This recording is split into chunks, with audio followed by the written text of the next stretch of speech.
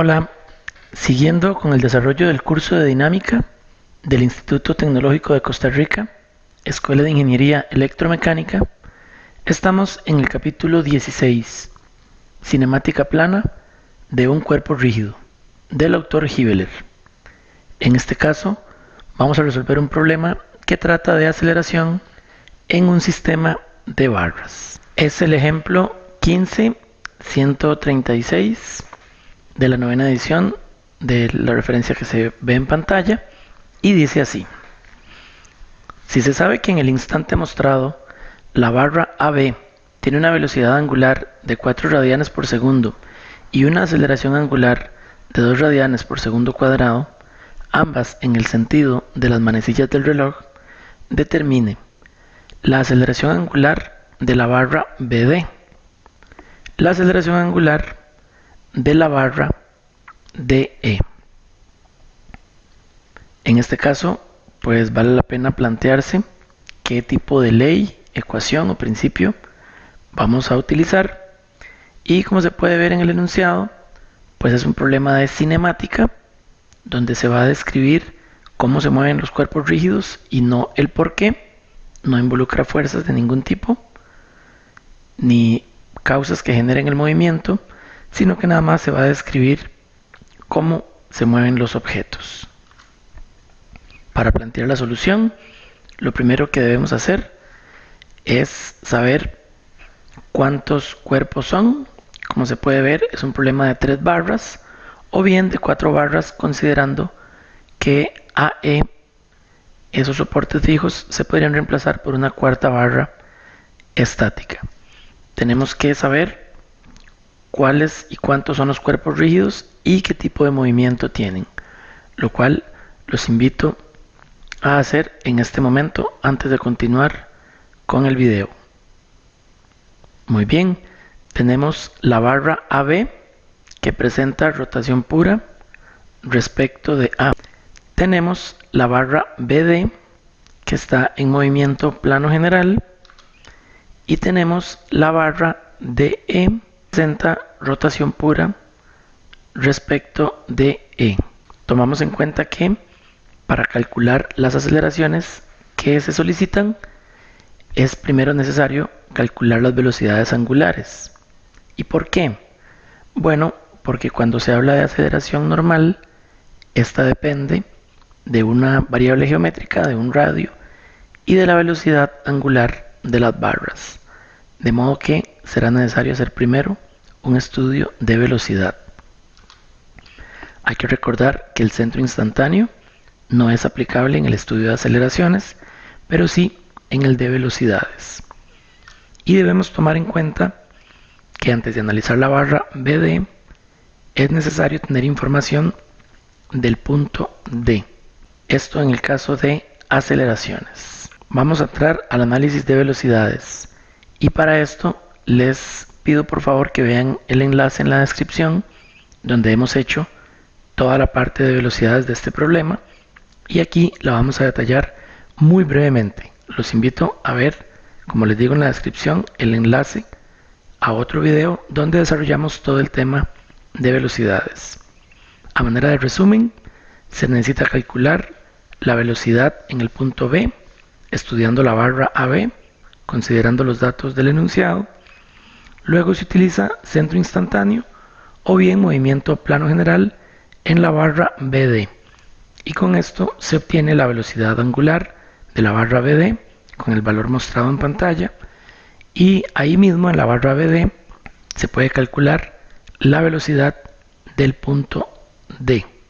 Conociendo esa velocidad, se pasa a la barra DE y se estudia en ella, partiendo de qué es rotación y partiendo del valor de la velocidad en D, para encontrar la velocidad angular de DE que tiene el valor y la dirección mostradas.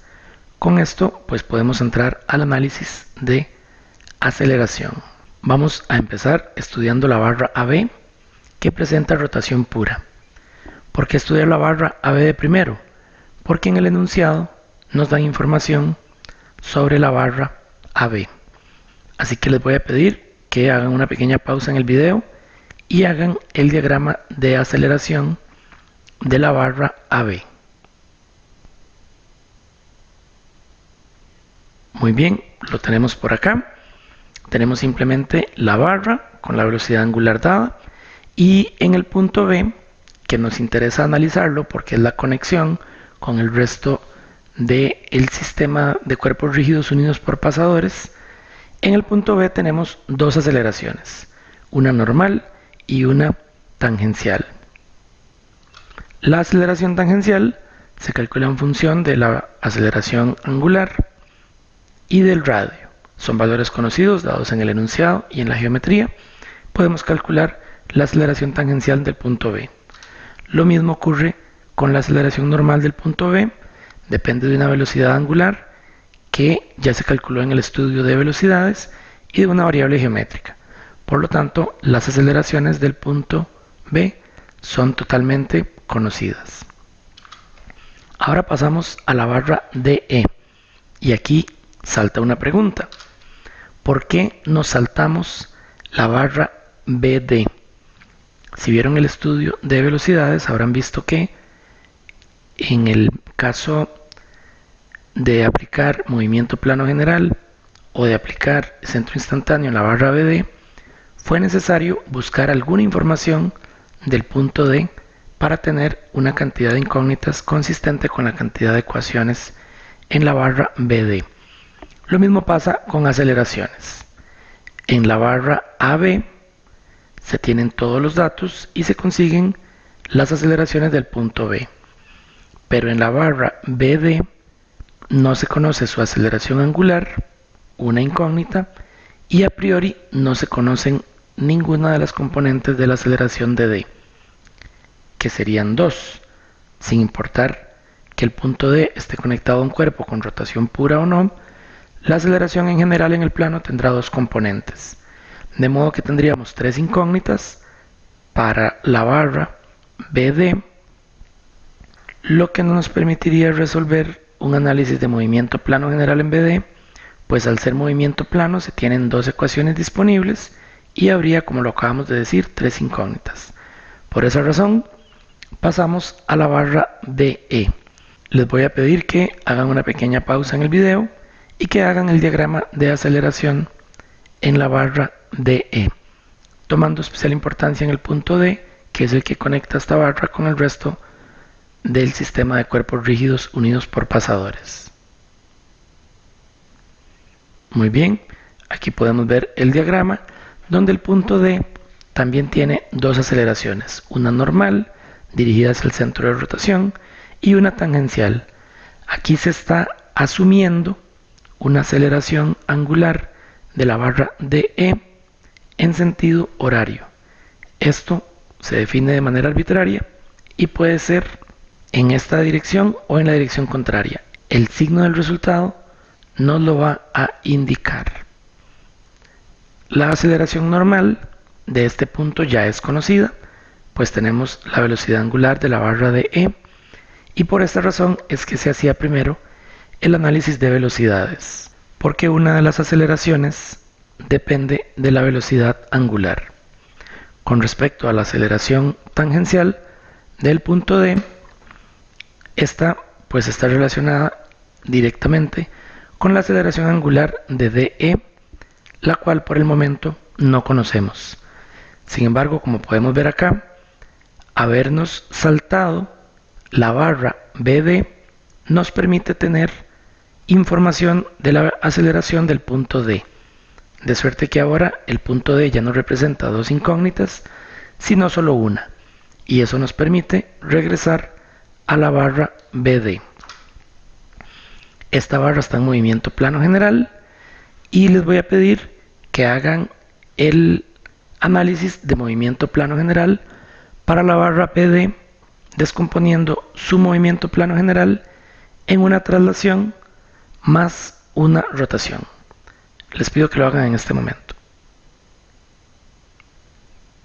Muy bien, tenemos que el movimiento plano general de la barra BD, donde la aceleración del punto B tiene dos valores conocidos que los calculamos inicialmente cuando estudiamos el movimiento de rotación pura de la barra BA, y el punto D tiene dos valores de aceleración perpendiculares entre sí, uno normal en dirección de D hacia E y otro tangencial que lo obtuvimos cuando estudiamos la barra DE en rotación pura.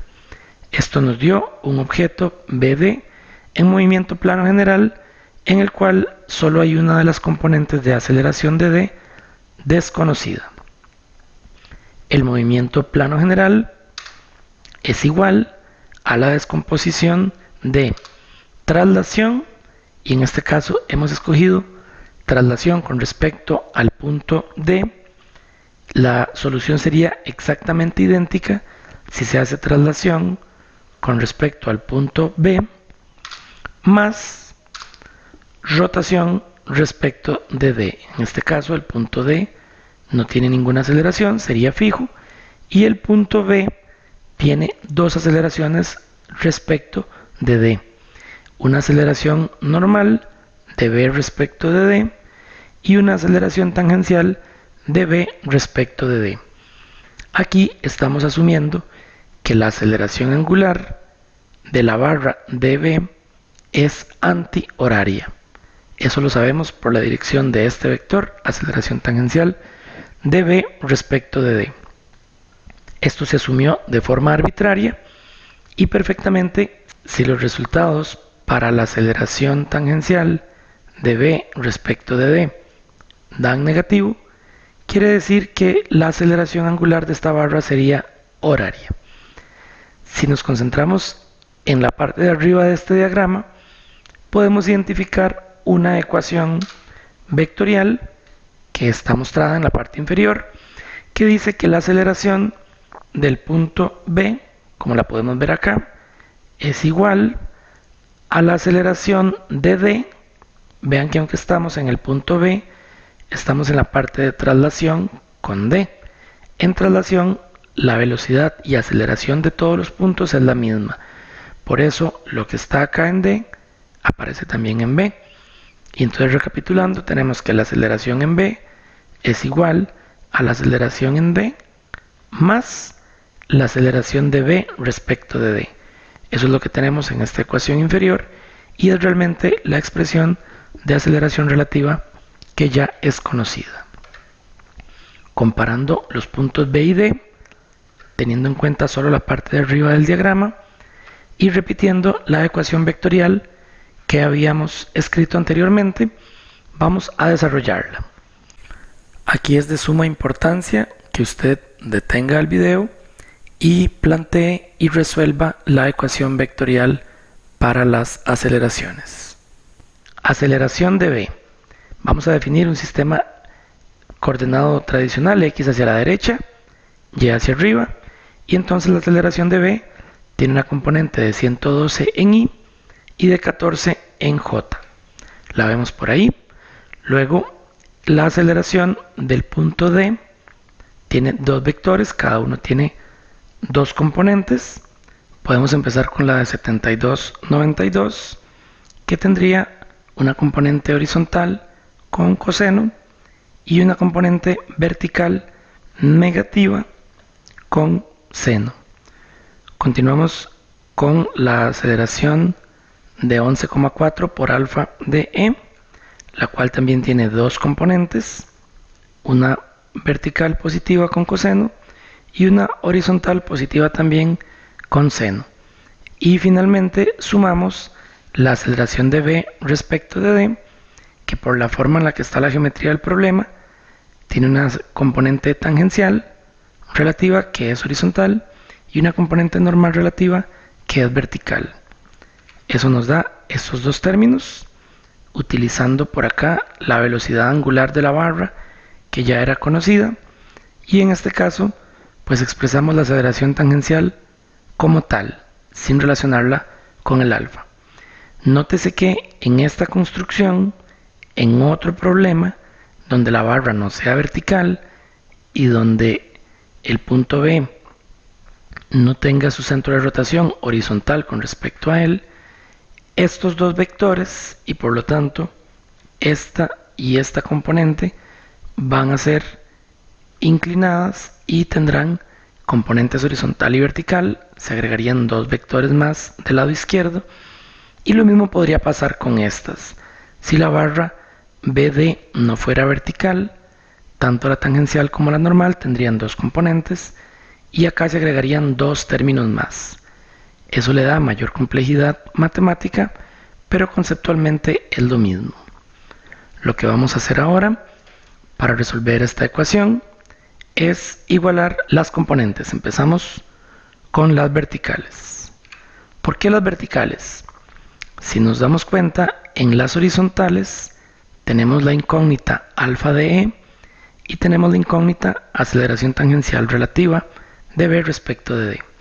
En cambio, en las que tenemos subrayadas ahora, que son las verticales, la única incógnita es alfa de E. Eso nos dará una ecuación con una incógnita que se puede resolver. Vamos a calcular precisamente esta aceleración angular de E. Como ya dijimos, igualamos las componentes verticales y lo que tenemos son los términos que se muestran por acá.